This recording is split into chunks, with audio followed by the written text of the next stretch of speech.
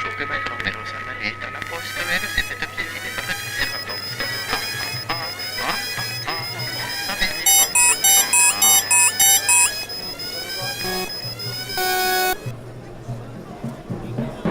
Ladies and gentlemen,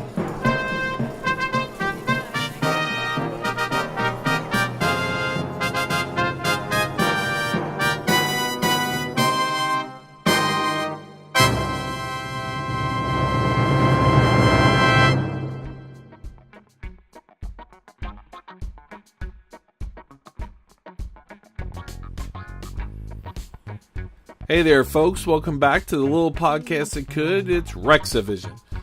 I'm your host, Rex Thompson. I'm a music writer, a photographer, a videographer, which is a fancy word for a guy who films bands at a concert without holding up his phone. I'm a poster artist, and, really whatever the hell else I can come up with to get people to pay me to go see concerts for. I've covered bands from coast to coast for the last decade or so, and I take my job so seriously that I actually live inside a festival. Well, like a festival grounds at least. I call the fabulous Spirit of Swanee Music Park my home. We're just over the Florida-Georgia line. Not that band or anything, but, although I'm kind of over them. I don't know. No, I shouldn't hate on a band. I probably never even heard one of their songs. But anyway, I digress. We're just over the Florida-Georgia line off 75, where it's really northern Florida. And, we're right outside of Live Oak, Florida. There's no finer outdoor camping festival grounds or locations in the country. And I'm telling you, the amphitheater stage here has seen more stars than a clear sky at midnight. So, if you love music, there's nowhere else in the world you'd rather be than here. This podcast is my attempt at sharing the weird, wild, freaked out world that I live in, and all the wonderful freaks and cool cats and on and on and on that I've got to meet over the course of this last decade. There's like an amazing network of technicolored freaks out there that make up this music scene that's full of funk bands and bluegrass bands and jam bands. For shorthand, we just kind of call it the festival world, and our goal here at the Rexavision podcast is to meet the people who make this music community and the world that's kind of grown up around it actually work. Now, we're going to be talking with musicians, naturally, like today's guest, banjo player Andy Thorn of Leftover Salmon. But we're also going to talk to stage workers, the light and sound gurus, the artists who make the posters and the flyers and stuff you see all around the park, the promoters who book these events and risk their financial livelihoods so that a bunch of fellow like-minded music fans can get together and dance in a field, the hula hoop people, the people who are throwing fire up in the air and catching it, and all those. I know a lot of really, really cool people, and I want to share them with you. So that's what we're going to do. Now, before we get to Andy, for the returning listeners, I want to apologize and sort of explain why we just took the last 9 months of the podcast off after I basically just got started. During the recording of the last episode of the first batch, and one of the interviews right afterwards that never made it to air, that's when I noticed that I was starting to slur my speech. And it turned out that was the first sign of a major metabolic problem brought on by my rare-ass thyroid condition. And I'm not going to lie, I got pretty scared for a while there. As my speech sort of got garbled and slowed, so did my brain.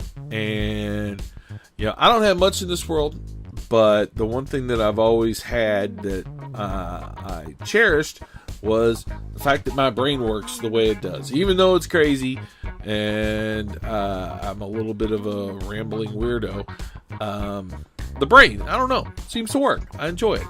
People have noted that my brain doesn't suck in the past. I would not wish the feeling of your thoughts slowly scrambling as your body stops working at the same time on my worst enemy. It's just fucking terrifying. It's taken several months, but I've managed to fight my way back to this point where all of a sudden I can talk and not sound like I just smelled toast and should probably be taken to the hospital.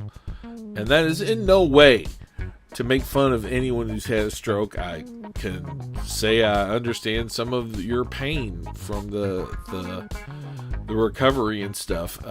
Just let me say, if you don't laugh about the problems that life hits you with, then you'll just go bonkers. So, pardon me if I tell my sad, weird jokes sometimes, but better to laugh than to cry.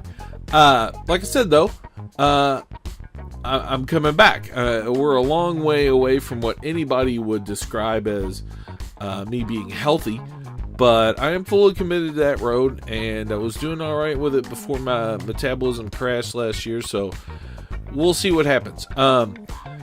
Sort of a little bit of a change. We're still going to have all the music scene guests and the musicians, some of whom are looking forward to this, and some of whom are, quite honestly, I think, dreading it.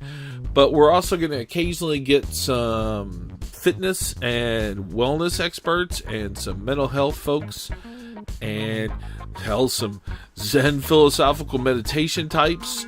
Basically, I'm going to bring my search for inner peace and knowledge, health, and hope in this weird, difficult world of ours into the podcast as well. But not like, we're not just going to make it Rex is trying to fix his brain and find happiness that full time. You'll just get a little dose of that every once in a while. We'll sneak a guest in or two on something like that. And, hey, I bet they like music. I'm sure we can find something to talk about. But we'll talk about all that some other time down the road. But now let's get to Andy. Andy Thorn is the guy who saved Leftover Salmon, in my opinion. Leftover, tragically, they had an opening on banjo, let's just say. And Andy Thorn is one of the finest pluckers I've ever seen. He's got just an incredible natural roll to his fingers. And bonus, let me just say, one of the smilingest, friendliest, nicest musicians. Forget musicians, nicest people I know. I first heard the banjo, I guess, during I'm a little old. I saw the original Muppet movie when it came out, the old ass one from the 1979 or whatever. And Kermit's there and he's playing a banjo and he sings the Rainbow Connection, and I was like, that's a cool sounding instrument. I'm pretty sure that was my first encounter with the banjo. And what's really weird is I've grown up to know and be friends with just a large amount of banjo players. If you told me that I would have the phone numbers for, say, 14 banjo players in my phone at age 49 or 48 or whatever the hell I am, I would have probably scoffed. And then I'd have wondered, why you were telling me something that random. But anyway, again, there goes one of those tangent things. Let's go ahead and join Andy, who at this point, this is like a week and a half old. He is still recovering at that point from his broken leg, and I do believe it's still not completely healed. That he apparently zigged when he should have zagged on a ski slope, and he is laid up in Colorado getting over it all, as I thought that might be a fun time for us to chat.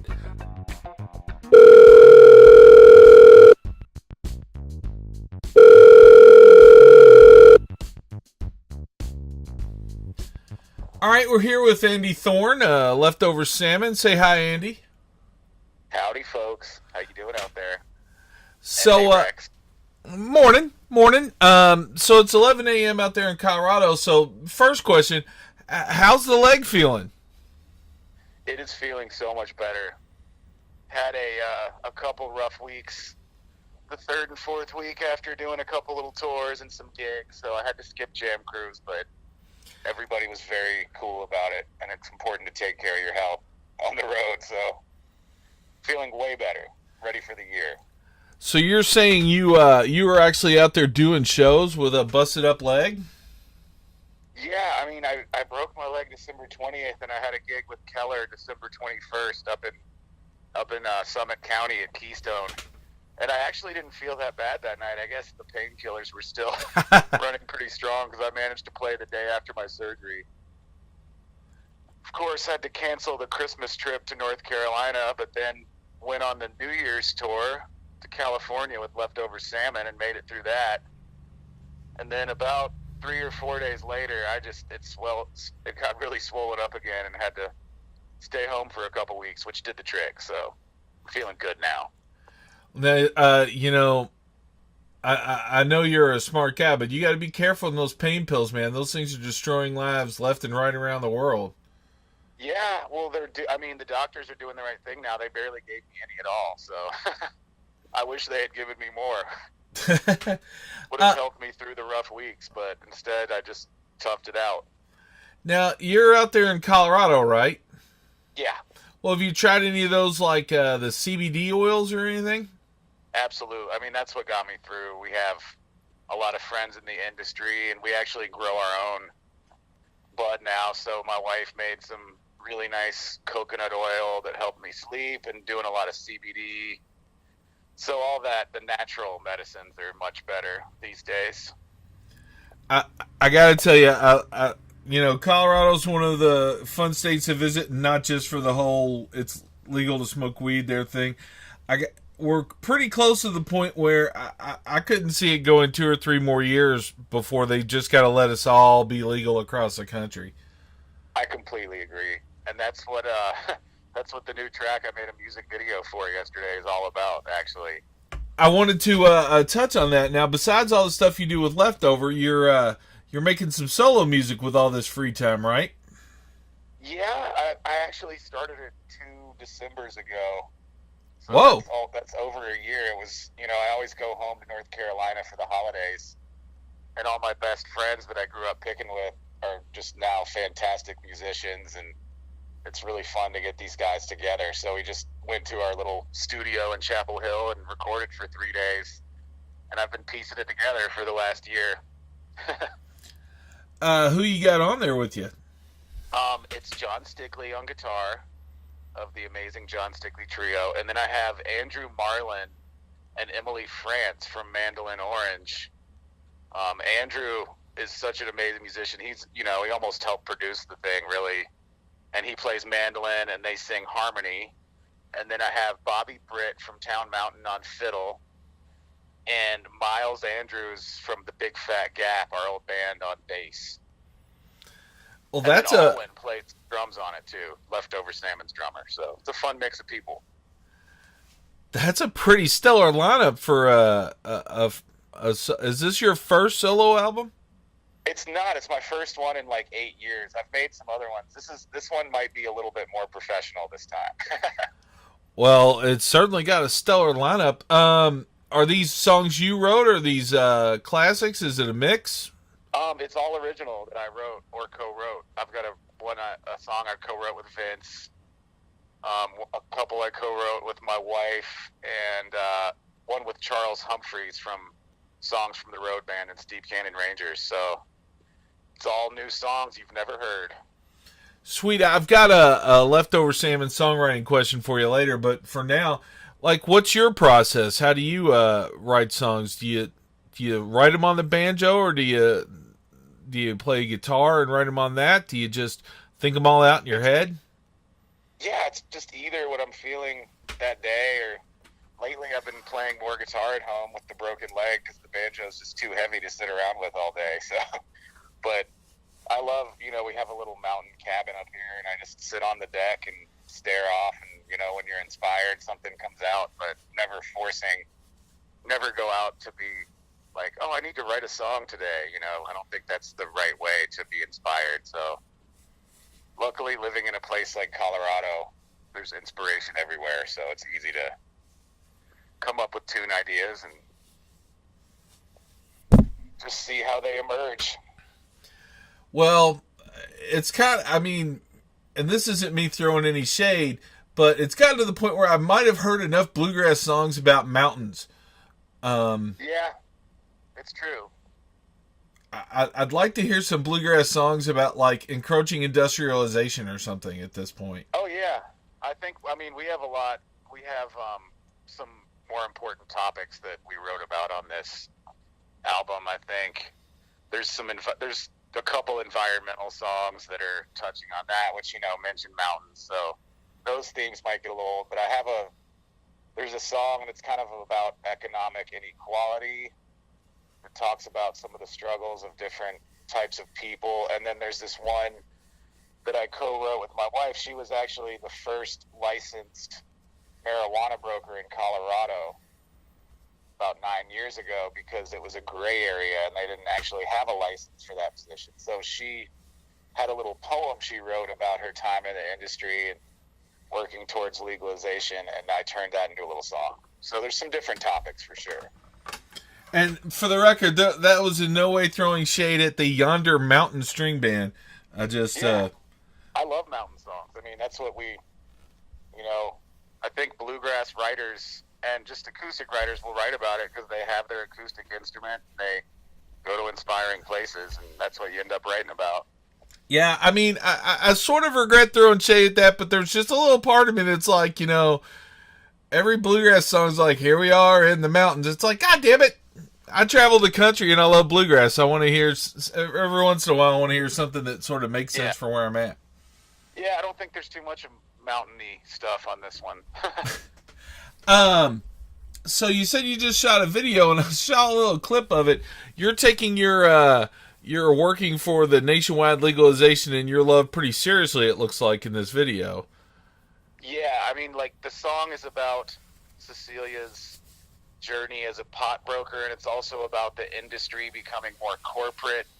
So there's a lot of lines about you can't grow a plant without a radio tag, you can't sell a pound without a barcode bag, and stuff like that. That's later in the song with today's regulations and stuff. So yeah, it's just a fun topic, and we have all these friends that work in the industry, so we got to go in a huge marijuana grow yesterday. I think that's probably the biggest one I've ever seen, and just hang out and make a music video in there. And then we did some storyline shots in a dispensary.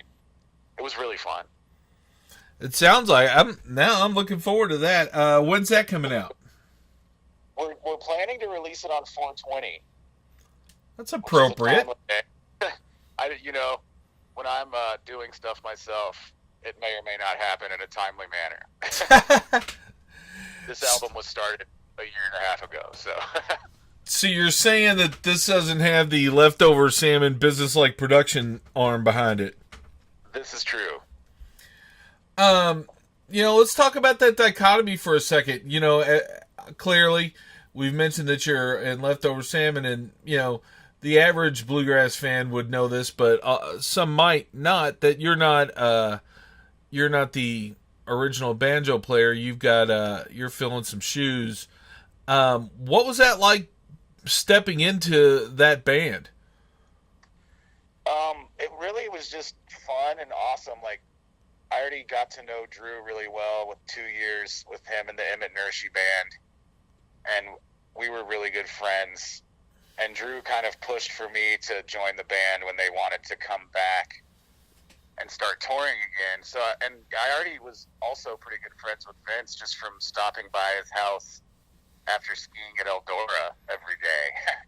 It was really, I'd come down, the mountain at 3, and it's right when his son Silas would come back from school with all his buddies. And of course, I'd always stop by with the banjo, and sometimes I wouldn't leave till the next day, Yeah, I don't know that there's... I'm sorry? I was already friends and familiar with the guys. It would have been more intimidating otherwise because I grew up a fan of the band, seeing them as a teenager. Yeah, you and me both. That was kind of what I'd assumed. I'd never actually asked you that question, and like, so in a sense, does it ever stop and you think about the fact that you're in a band that you used to be a huge fan of? Totally, man. I mean, I'll go down and I'm looking through some old pictures that I had down, and there's pictures that I took as a teenager at Merlefest of those guys playing. It's in with my pictures of me with Bella Fleck and all the other artists that I chased around Merlefest that year that I first saw Leftover Salmon. So I'm like, wow, now I'm up there with those guys. And they're just like my big brothers, That's got to be nice. And Vince Herman's got to be like the kind of big brother who ends up getting you and everybody else in trouble. Yeah, sometimes he's pretty mellow these days, and he's just really fun. He's inspired by music, and that's what's kept him going all these years. His love for music is inspiring. In a way, I have a love for music, but I love the outdoors and doing all these other things. And that guy just thrives on picking and like the collaboration with people. And with the broken leg, I'm trying to focus more on that right now. So I often refer to Vince as the patron saint of music festivals. So you've performed on, 2 or 3 Leftover albums since joining, right? Yeah, Something Higher was the third one. And also a live record, 25, that we made. So that's 4 total. Damn. Yeah, and we have a new Living Room release coming out on vinyl that was a multi-track of all the different shows, and we picked out some selections. So that'll be a 5th thing coming out. When do you know when that's dropping? I think that's dropping soon for this tour. It's going to just come out on vinyl first, so people at the shows can get their hands on it first, and then it'll go digital sometime later. How do you feel about this whole return to vinyl? I love it. I mean, I guess it is a return. I don't know how much it ever left, but it probably left for a lot of people. And when you're like living out of your car and camping, it's hard to carry around vinyl. So I definitely didn't have a record player for a long time. But now we definitely enjoy playing records at night. And it makes you pay attention to the music more. You have to get up and flip the side. And I think it gives you a focus that isn't there when you're listening to streaming music. Yeah, I agree, and I actually personally feel like there is more warmth to the vinyl and everything. The problem I have is, I travel so much, I can't slip around 900 crates of records at the same time. Yeah, it's like this little reward when you're at home. Like, you get to put on the best of the best sounding music, and my little record station sounds so good. So it's just awesome to get home and listen to music the right way, So we talked about your process a little bit and the songwriting and stuff. Was there a Leftover Salmon songwriting process you had to learn? Like, does Vince go off to a cave for a month with a case of bourbon and an acoustic guitar and return with all the songs, or what? Not really. I mean, Vince just writes on the spot. It'll sort of be like, oh man, it's time to go to the studio, but we don't have anything. And the stuff that Vince will come up with like the day before is just completely unbelievable. And I think those guys have already written so many songs. I probably have more stuff brewing sometimes. And it's fun if I have like a half idea. Vince is a great guy to be like, hey, why don't you finish this up? So we've co-written 3 or 4 songs like that, I think. And he's a great person to help you finish your songs. Now, this is, again, you joined kind of a seminal band with a history. This is, in fact, the 30th anniversary year of Leftover Salmon, right? It's technically next year. Like, they'll hit the 30th anniversary on New Year's Eve. So there's, like, a lot of build-up to the 30th anniversary. Ooh. So that gives us a couple years to milk this 30th anniversary, I guess.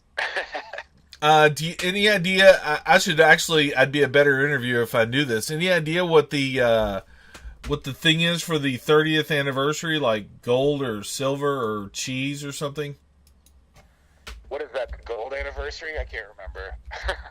All right, I'm gonna look that up while we're talking.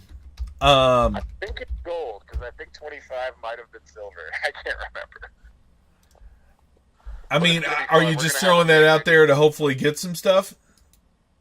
What's that? Are you just throwing that out there to hopefully get some stuff? Oh, I'm just thinking about what color sequin jackets we're gonna wear on New Year's Eve. Really. Nice. I believe Mo for their 25th anniversary did silver. I think that's right. So maybe we're approaching gold. Let's see. Here we go. What are the traditional wedding gifts by year? I'm looking that up for us while we talk. So, you guys have something called the living room tour, and the photos I've seen of it look pretty chill. It looks like you're just sitting around. We're just sitting around, but it's still a leftover salmon show. There's a lot of fun, energy, and spontaneity. I love it. It couldn't have been timed better for me. My way, of course, the tour where we get to sit down during the show, so that's perfect. And I just like playing in the more stripped down acoustic setting, and I think a lot of the fans prefer it in a way. It's just nice to mix it up. Something Higher was sort of like a jazzy or electric record, and now we're doing more of an acoustic thing, and hearing like Eric Deutsch on a grand piano is completely mind-blowing.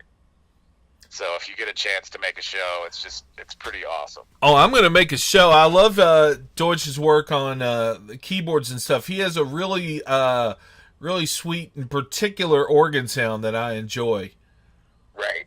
And like at live shows, we never have pianos, but these venues we're playing are more tailored. They're like theaters and sit down, but they have nice pianos. And just hearing him play with us on a real piano and not a Fender Rhodes or a Whirly or something, it just fits and it sounds so good. Okay, so are you ready for this? The 29th anniversary, which technically is this year, the gift is tools. Whoa. Well, we have plenty of tools. Well, I mean, yeah, but still, free stuff. You can go ahead and mention to the fans, while you're out there, hey, it's if you want to give us stuff, it's tools. That's pretty hilarious. Now, next year, though, the gift is pearls. So maybe if you're lucky, some nice fans out there will get you some pearl necklaces. That would be fantastic. I was going with the very rude double entendre there. I'm sure you can spot those particular fans in the audience. Let's see. When did you fall in love with the banjo? You're saying you play guitar too. Which was first? I think first I was taking some piano lessons, just something my mom made me do because she plays piano. And then I started maybe taking guitar lessons around 10 or so. But I happened to see a banjo at my neighbor's yard sale when I was 12. And I didn't even buy it that day, but it was still available a week later, and I was kind of still thinking about it somehow. And so we got to go back over and buy the banjo for $50. And that just started my banjo obsession, really. And growing up in North Carolina, there's a lot of exposure to great banjo music, so that was really lucky too. But yeah, just got lucky to get around people that were really great at the instrument, and the rest is history, I guess. I've got this weird feeling that in places like North Carolina and Virginia, when you're born, somebody gives you a musical instrument. That might happen to a lot of people, I guess. My parents were musical, but they didn't have instruments around. They played some piano, but they really liked going to bluegrass shows. So they took me to Merle Fest, where I saw Salmon for the first time, and we went to the Carolina Theater in Durham a lot, and we saw Sam Bush and the Seldom Seen, and Tony Furtado, and a lot of these bands that just became some of my favorites. Now, we talked a moment ago about how you've got to play with some folks like you just brought up, you've been seeing since childhood. How many of the other what you would call legends have you got to pick with? I mean, I believe I've seen you with Sam Bush, and I know I've seen you with Dell. Who all out there have you got to pick with that blows your mind that you think about? Oh man, yeah, just playing with Sam Bush and Dell is enough. It's crazy. I mean, we get to collaborate with Sam all the time, and now he's like, hey, Andy, what's up? So that he was one of those first artists I saw at Merlefest that year too, and it's just so awesome that they're friends now and jamming with Del McCurry and the traveling McCurrys. I got to actually fill in for Rob McCurry when he missed a week of gigs. That was one of the coolest things I've ever done, getting to be in McCurry for a week. Did you wear the suit? This was the Travelers. So oh, yeah. Okay. I think I look very good in a suit, but nor is it very comfortable. But that was insanely cool. And we had friggin' Bill Payne in our band for 2 years, one of the best rock piano players of all time. Spending time with him was amazing. And Little Feat represent. Bella Fleck, so he's the best of the best. It's pretty unreal. Do you feel like you picked anything up from those guys? Yeah, you just pick up whatever you can here and there. And a lot of the stuff you pick up isn't even musical. It's just about how they've lived their life and how they've made it in the industry over the years. It's a tough business, so seeing the people that have been in it for 40 or 50 years and how they've made it work, there's a lot to learn there. So, how much do you get to keep your ear to the ground? Are there any new players you're looking to pick with? Yeah, I may not pay attention to the scene as much as I used to. I've heard some new bands that are pretty incredible. What is this one band? It's like 10 Mile Circus or something. What the heck is their name? I don't even know. But this banjo player is like a young kid that is completely mind-blowing. I wish I knew their band name, but No, now I'm going to go look this up. He's not really all that new to the scene, but man, this Billy Strings kid's shooting up fast as a rocket now too. Yeah, everybody knows him now, so I didn't even need to mention, but he's just so fun to play with. Anytime he sits in, it's just like, get ready, hold on tight. Yeah, I saw him sitting with you guys last year at the Aiken Bluegrass Festival, and that kid's a lightning bolt. Yeah, he's just got the right spirit, and like mentally, he's so focused. I can't even believe. I wish I could get a little bit of that mental focus that guy has. It's pretty crazy. Yeah, when he comes up, it's gonna turn the energy up for sure. So we're getting close to the end. I got a couple of last things here. Does the venue affect how you pick? Like, if you're, are there places that feel more bluegrassy to you, or do you're a professional and you go in and do the gig everywhere? I think we definitely tailor the set list to what we think the crowd looks like that day, or what city we're in, or what kind of venue. Like doing the living room tours, we definitely tailor it. There's no electric instruments, so first of all, that kind of dictates some of the stuff you play. But yeah, you just look at the crowd, and a lot of times we'll make a set list and then completely change it while we're on stage if you realize, oh, we should do more of this kind of stuff or more of that kind of stuff. So there's definitely some of that going on. Now, as you know, or maybe you forget, I don't know, I live in the Spirit of Suwannee Music Park, and you've had some epic shows down here. How much do you love playing here? Playing there is so fun. And the last time we played there, I think it was the fall festival they have now. The Roots Revival.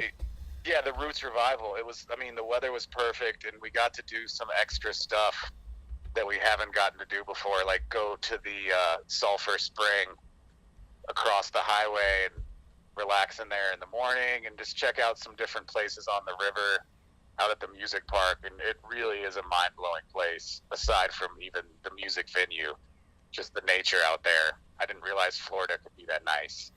So you're lucky to live there. I don't know about the rest of the country, but we were talking before the podcast about our recent mutual various health woes, and I just got back, and it's February 7th right now. This is probably going to go out next week, but it's 83 outside right now, and there's not a cloud in the sky. Wow. It's like 10 degrees here in Colorado today. Yeah, I got the biggest problem I had this morning was deciding that the shorts I was going to wear were thin enough. So Right?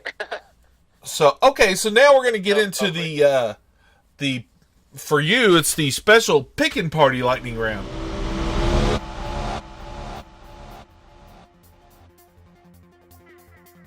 Are you ready? Okay.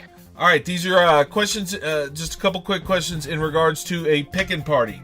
Indoors or outdoors? Outdoors. On a porch or around a fire? Porch. Daytime or late night? Full moon. Full moon. Sober or smashed? Somewhere in the middle. Okay. Now, these last two kind of are for a standalone kind of thing, and they're a little more deep. So first of all, what would you say if you could speak to the entire world all at once? Everybody would understand every word you said. You're walking up to, we just had the State of the Union. You're walking up to the microphone, and you tap it, and when you start talking, everything you say goes out to everybody. What would you say? I don't think I should be that person talking, but maybe can't we all just get along? If that's what you would say, you might be the perfect person to do this. Well, there you go. Now, this one's a little deeper. What would you do if you only had a year to live? Oh, boy. Yeah, they hit me with this one a while back. I outlasted that, by the way, but ever since then, it's been a question I like to see what other people think. If I had limitless money. Yeah, theoretically, you got limitless money in this scenario. Yeah, I might just try to go skiing around the world. That's what we love to do. So bring an instrument, do some après gigs, and that's my idea of heaven right there. Well, generally what I'm trying to do with those last two questions is to get folks thinking about, some of the bigger stuff. We get bogged down with the day-to-day of whatever our idiot president said or all that noise, and I think we forget, how lucky we are. And those two questions are kind of trying to remind folks of that. For sure. Good to ask people. Well, speaking of lucky, I've always kind of felt lucky to know you. You're an incredible talent, and you're also you're hands down one of the most chipper-looking guys on a stage wherever I see you, man. You're always in the best mood. Yeah, I'm having fun up there, I don't like watching people that don't look like they're having fun, so I think it's better to just actually have a good time. Well, I mean, I take a lot of pictures, and I see a lot of folks who are focused on what they're doing or they're deep in concentration. But like I said, you got just a grin from ear to ear whenever I see you. Yeah, I could probably focus more, but I just focus on having a good time up there, and I think that's enough. Well, we're not here for a long time. We're here for a good time. Well, Andy, can't wait to see you out there doing your thing, either by yourself or with the Leftover Boys. Thanks for taking a few times out to chat with us, and we'll talk to you soon. Thanks, Rex. Appreciate it. All right, stay there. Bonnie. Stay there. And now you're off speakerphone, and this... Well, all right, that was fun. I mean, I was a little rusty. It was my first interview in a while, but I felt like I got a couple of jokes in. My generally interview style of talking to anyone is just random babble, so it's not like I really do anything that different. Now, I'm pretty sure I'd get sued by somebody if I played some of Leftovers music here, but they are the world's finest polyethnic slamgrass band. I think that's how Vince Herman describes it. And Andy is a vital part of it. Like I said earlier, I believe that Andy is the guy who, saved Leftover, because he wasn't just another banjo that you could plug into a hole. He is like fire, and his energy and his positivity are just impossible to duplicate, replicate, or do without once you've had it. I mean, I'm pretty sure that any band that he's ever been in, that he's not in anymore, misses Andy Thorn. And I'm super happy to see him up there killing it with Leftover, and to see Leftover out there getting ready to hit the big 3-0 as a band. With bringing in guys like that, and the fact that I don't think Vince Herman or Drew Emmett's ever going to stop being the frontman of Leftover Salmon, just tells me that Leftover's future is super bright. So we got that to look forward to. Yay, Leftover. Go see him now, go see him tomorrow, go see him every chance you get. Yay. All right. Again, this is Rex, the sort of, I guess at this point, voice of the Spirit of Swanee Park, person of the music scene, trying to let you know how hard the people work for you behind the scenes and on stage, and what they do, and just not just to let you know that, but to just share all this stuff. I want to meet all of you who are listening, and I can't wait to see you guys out there. The one thing I ask everybody to do is to always remember, we're all in this together. Help each other, and we'll get down the road that much easier. Till next time. Later.